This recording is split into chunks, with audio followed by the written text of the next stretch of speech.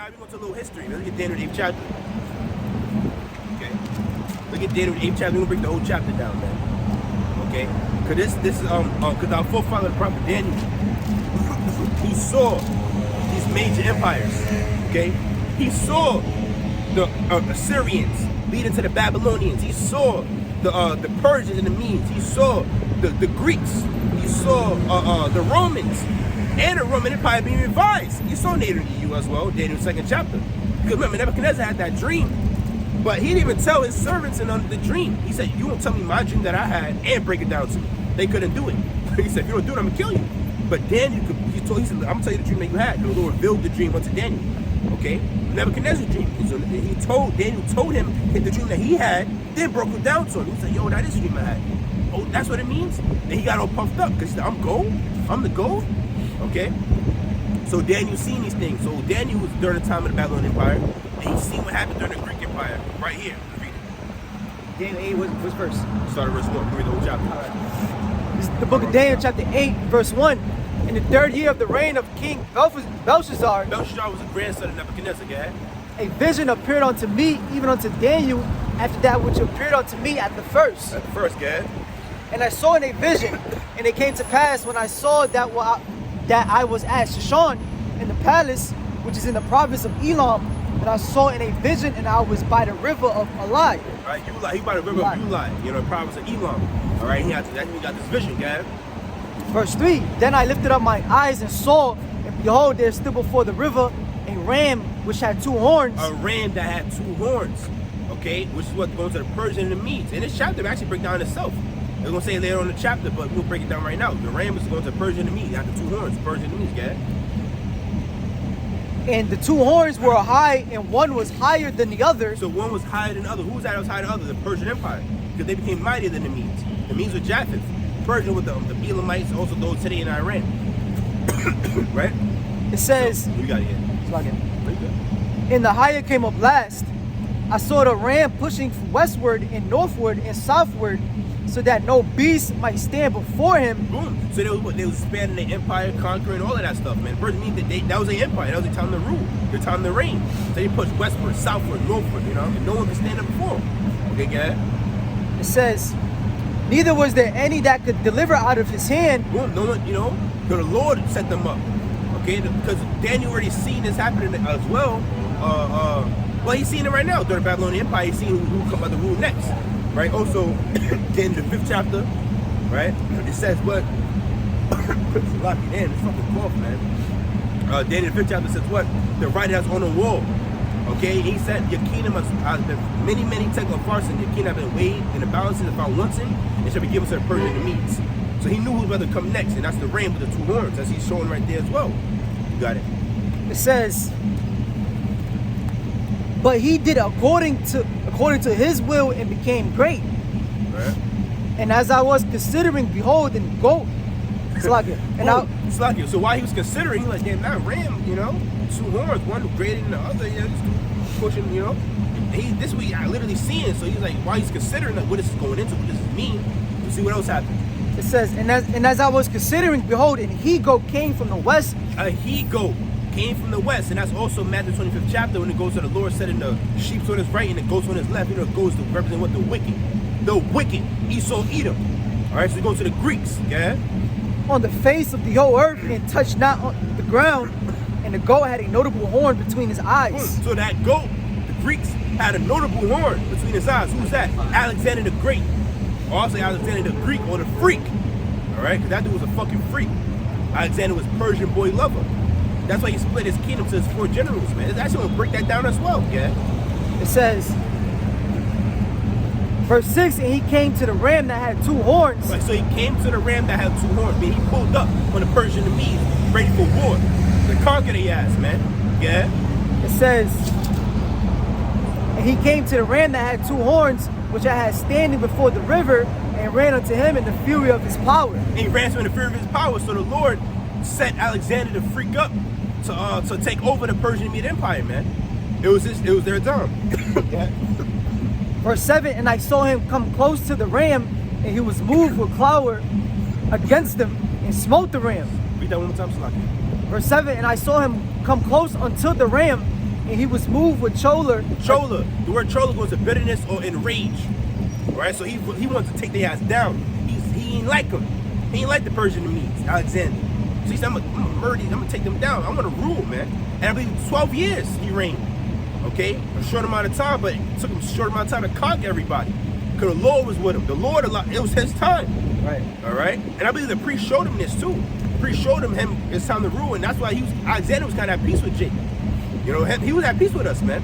He wasn't really like trying to like, you know, violate, but we're gonna break it down chapter sowing from that fucking these Edomites, man. They have that disdain for us, man. It's always gonna come out regardless, cat. Verse 7, I saw him come close to the ram, and he was moved with choler against him, and smote the ram, and break his two horns, and there was no power in the ram to stand before him. They lost their power. Okay, they lost their power. He broke the two horns.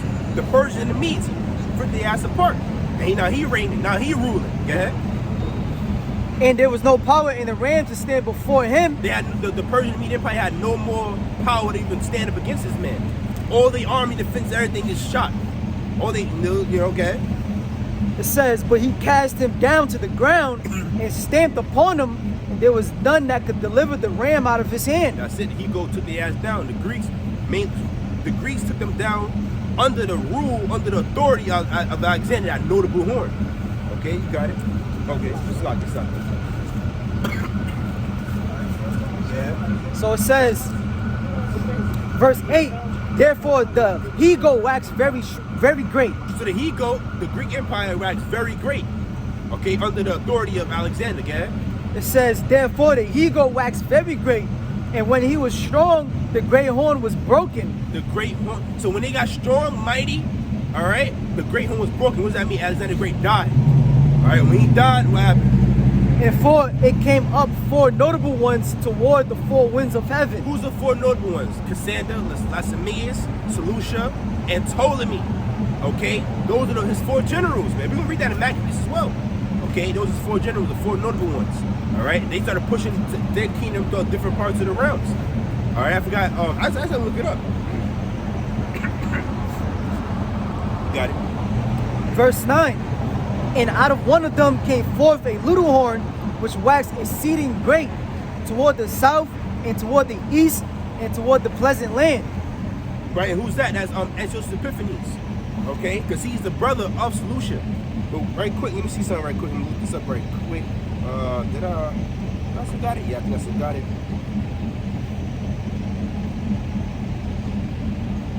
It's kind of small. Let me look this up.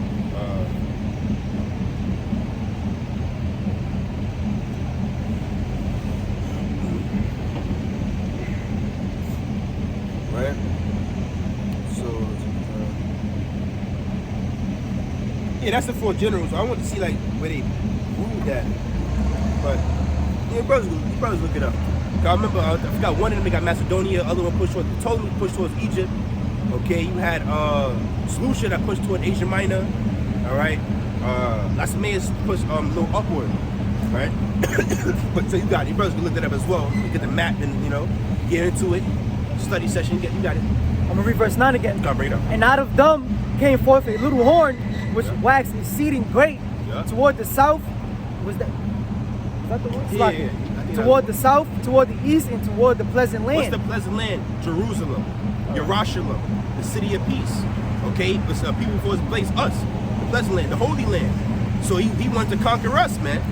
Okay, and he became great. Antiochus Epiphanes, man. The 4th, you got it.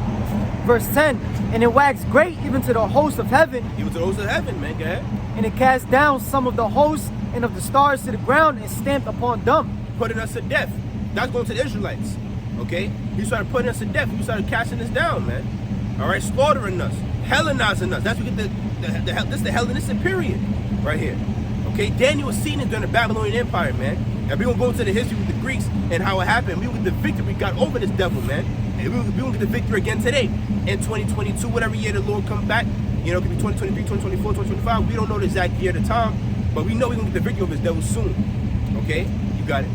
Verse 11, yea, he magnified himself even to the prince of the host. So he got proud even to the prince of the host, man. Okay? To the Most High and his son. He got proud. Okay? He magnified himself. All right. He said, man, I'm the God, man. I'm gonna take the Israelites down, man. God's people. I'm gonna take the Jews down. All right. Yeah. It says, yea, he magnified himself even to the prince of the host, and by him the daily sacrifice was taken away. See, by him the daily sacrifice was taken away. Our custom, our culture, our heritage. He took that away. You say you can't. We can go to that in Maccabees. I'm gonna quote it right now, right quick. You can't keep Sabbath days. You can't even say you're a Jew. All right. All should be one. All right. And everyone consented to him. All right. Back then, except for those that revolted, man. Those that rebelled against him. All right. The righteous rebels of Israel. You got it. Right. Verse 12. And a host was given him against the daily sacrifices by reason of transgression, and it cast down the truth to the ground. Yep. And it practiced and prospered. And it practiced and prospered. They started doing they wanted us to transfer and worship Zeus, Hercules, all the different Greek mythology. Jake started them Greek mythologies. They tried to get us to worship these things. All right, practice their customs. Yeah. See that? And they even tried. They did it. A lot of Jakes did that. That's why in the New Testament, during the time of the Roman Empire, a lot of Jakes thought that they was Greeks. And some of them were Grecians, but they was Greek-speaking Jews. They knew they was Israelites, but they spoke Greek. You got those that actually thought they was Greeks. They was Greek. And they spoke Greek, dressed like a Greek, worshiped the Greek gods. All right, and that's who, at first, Apostle Peter was sent to. Started with Cornelius, because the Lord deals with things in order, without later commissioning the Apostle Paul to go to the Gentiles, Israelite foreigners, man. Right. All right. That's what that's going. That's why they also took it out of the book, because we connect these dots, and it's like, oh, that's what that's going into. Right. So you Christian can't say nothing, man. You can't be like, oh, nah, the Greeks are actually Greeks. No, Greeks were not actually Greeks. You had those that were, yes, you got Greeks, but you had Israelites that was Greek. Israelites that thought they was Greek. That's it. It was like the American. Right. If I said, I'm gonna bring up a slot. If I said Jake Walker right now, what's your nationality? I'm American. He's a Greek. Okay, he's a fucking Greek. You got it. Right. And I hate to take a page out of Bishop Nathaniel's book, but in his interview, he was like, ask a Jake right now, ask the Southern Kingdom Jake, who were you before slavery? And they're not gonna know, you know? Yeah. So it's like, if you don't know your history and you don't know who you are, then you're a Gentile, okay? Yeah. Like we all, matter of fact, I'm gonna read a quick precept.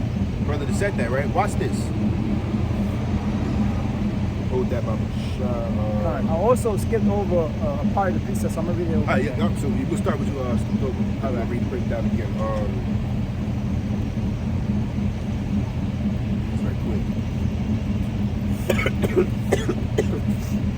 This is the book of Levi.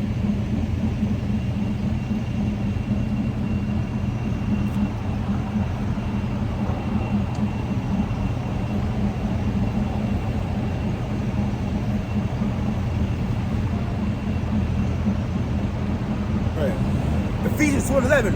Wherefore remember that ye being in time past Gentiles in the flesh, who are called uncircumcision, but that which is called circumcision in the flesh made by hand. So in times past, we were called Gentiles, like one of us. Right, and it says in the flesh because those Gentiles, the Israelite foreigners that was Hellenized, they was physically uncircumcised. Yeah. So that's why it says in the flesh. Oh, Sluggett, that's what they did during the Maccabees, during the Greek Empire. They literally made you. They said, "Yo, you better not even circumcise your sons." Right. So a lot of the women, they stopped doing it, but some they still were circumcising their sons, and they were getting tossed over something. I think it was something they were putting a woman to death. Right. So a lot of those women, they come back and they part of the elect because they say, "I'm still gonna circumcise my son. I'm fear the Lord, man." Right. And that's why Esau took the Apocrypha out of the scriptures, because now you don't have a full deck of cards for the majority of Christians, why they can't understand and get over that stumbling block of the Apostle Paul going to the Gentiles, is because they don't got the Apocrypha and they don't understand the history that happened during the Grecian Empire. Right. All right. So if you don't got a full deck of cards, then you're not gonna know the full breakdowns. That's right. But, read that. Yep. Daniel chapter 8 and verse 11. Yea, he magnified himself even to the prince of the host, and by him the daily sacrifice was taken away, and the place of his sanctuary was cast down. Mm-hmm. Which is the temple. All right, he sacked the temple. Okay, he put harlots and pigs and all type of wickedness in the temple. All right, it's abominations. He commanded for us to sacrifice abominations in the altar, in the temple. Okay, which I'm gonna get the count. We gonna get the count with Mattathias. He was zealous for Yahweh Shai. He saw Jake doing that, and we put that nigga to death, man. Right there on spot, killed him. He He said, yo, listen, we gonna read it. I'm keep quoting it, we gonna read it, guys. Verse 12, and a host was given him against the daily sacrifice by the reason of transgression, and it was cast down the truth to the ground, and it practiced and prospered. And I heard one saint speaking, another saint said unto that certain saint which spake, how long shall be the vision concerning the daily sacrifice and the transgression of the desolation, to give both the sanctuary and the host to be trodden underfoot? So it was like, how long, man? You know, how long? Okay, and the saints are the Israelites. Okay, you got it. Verse 14, and he said unto me, unto 2,300 days, then shall the sanctuary be cleansed. Which is roughly 6 years and 6 and 1/3 years. Okay, and from the time Ezra started doing this until the time the Lord raised up Judas Maccabees and got the victory is that time. Okay, so that's how long it lasted. And so the has been reigning for a minute, right? Because he was fighting different wars against the Romans, and he was mad that he lost certain wars, so he came back. I'm gonna Hellenize these jakes, man. You know, he's gonna take his anger out on us. All right, so from the time of him really Hellenizing us, doing all that wickedness, 6 years later, 6 and 1/3 years, because you look that up, that's what that is. That's when the Lord gave us a victory with Judas Maccabees, man. Okay? The prophecy what? Fulfilled. This already took place. So Christians can't say, oh, this is going to happen. And no, this already happened. All right? You got it? Right. Verse 15. And it came to pass when even I, Daniel, had seen the vision and sought for the meaning, then behold, there stood before me as the appearance of a man. And I heard a man's voice. Which is I believe Gabriel was going to say it, if I'm not mistaken. All right. And I heard a man's voice between the banks of Ulai, which called and said, Gabriel, make this man to understand the vision. Yeah, make this man to understand. No, so the man told Gabriel, with both angels, to make this man understand it. Let him break this down to him. Let him understand what's going on. You got it? It says, so he came near where I stood, and when he came, I was afraid and fell upon my face. But he said unto me, understand, O son of man, for at the time of the end shall be the vision. Yeah. Now as he was speaking with me, I was in a deep sleep on my face toward the ground, but he touched me and set me upright. And he said, behold, I will make thee know what shall be in the last end of the inclination, for at the time appointed the end shall be. Yeah, which Greek, the Greek Empire, all right, was the start of Esau's like main rulership to now. So Edomite rulership, Edomite supremacy started with the Greeks. All right. So this is what indicated the end. Right. That's what the end of the world. Right. That's what Daniel seen. That's why in Revelation chapter 13, it starts off with the beast starts off with the leopard. Okay. That's right. Representing the Grecian Empire. That's right. You see. So Esau getting his fatness over the earth, ruling over the earth, like the brother said, represented the end of this age. Okay. So verse 20, the ram which thou sawest having two horns are the kings of Media and Persia. It broke it down. All right. So Christian, you can't. What the fuck is wrong with you guys? It literally says what it was talking about. It's the kings of Persia and Media. Persia and Medes. You got it. That's the ram with the horns. Right? Verse 21, and the rough goat is the king of Grecia. The rough goat is the king of Greece. Okay. And the great horn that is between his eyes in the first king. Is the first king. Okay. Who's the first king? Alexander the Great. Okay. Now that being broken, whereas four stood up for it, 4 kingdoms shall stand up out of the nation, but not in his. Yeah, you got it. But not in his power. But not, read that one more time, Slakia. Verse 22. Now that being broken, whereas 4 stood up for it. Slakia, the one that being broken, Alexander the Great, being broken before stood up for it. Yeah. 4 kingdoms shall stand up out of the nation. What's the 4 kingdoms? It's the Seleucid Empire, the Ptolemaic dynasty. All right, you had Cassander over there with Macedonia. Then you had Lacenaeus, which you can look it up. Which I'll do that right quick. Only you have to type in the 4 kingdoms of the Greeks. The 4 kingdoms.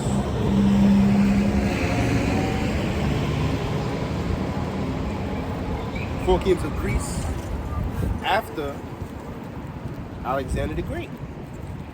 Let's see what pops up. Macedonia, Egypt, Syria, and Pergamum. Okay, if I'm not mistaken. The Hellenistic kingdoms. read this part right here. It says, Alexander's death was sudden and his empire desecrated, disintegrated Salakia into a 40-year period of war and chaos in 321 BCE. The Hellenistic world eventually settled into 4 stable power blocks: the Ptolemaic kingdom of Egypt, the Seleucid Empire in the east, the kingdom of Pergamon in Asia Minor, and Macedon. All right, so earlier I probably messed up with the Seleucid over in Asia Minor because it says Pergamon Asia Minor. But in the event, 4 kingdoms. Okay, that's how good Google Church, you know, is good. All right, you got it, King. It says, verse 23, and in the latter,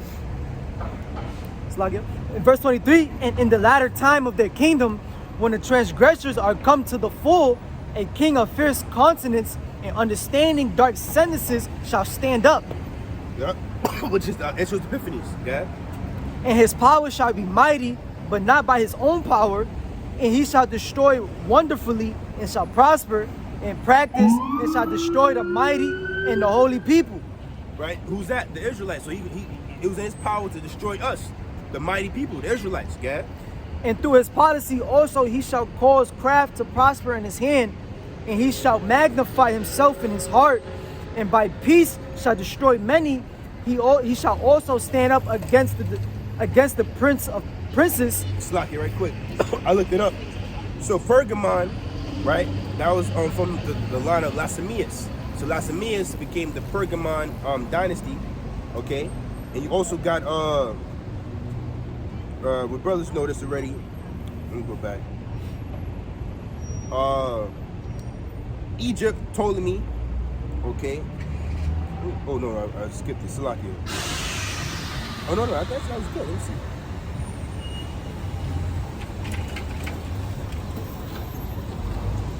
Salakia.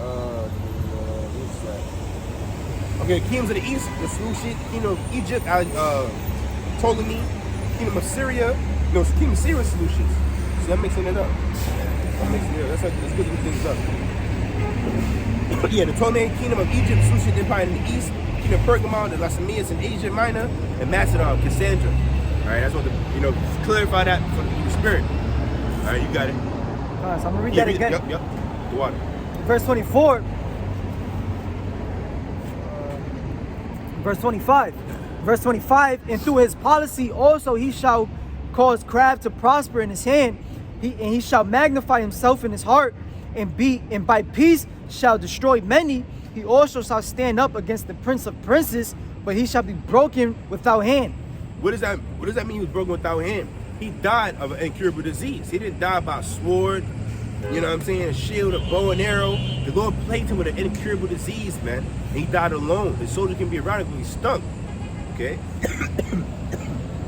That's how you know who he's talking about. It's his Epiphanies. Okay? The fourth, the brother of Seleucid. You see that? You got it. And the vision of the evening and the morning which was told is true. Wherefore she thou up the vision, wherefore shut thou up the vision, for it shall be for many days. And I Daniel fainted and was sick certain days. Afterward I rose up and did the king's business, and I was astonished at the vision, but none understood it. So no one can understand it, but now we have to understand it. We can break that down, like brothers did through the Spirit just now, through the Spirit of Yahweh Shemel Shine. He gets a glorification. Okay, now let's get First Maccabees, the first chapter.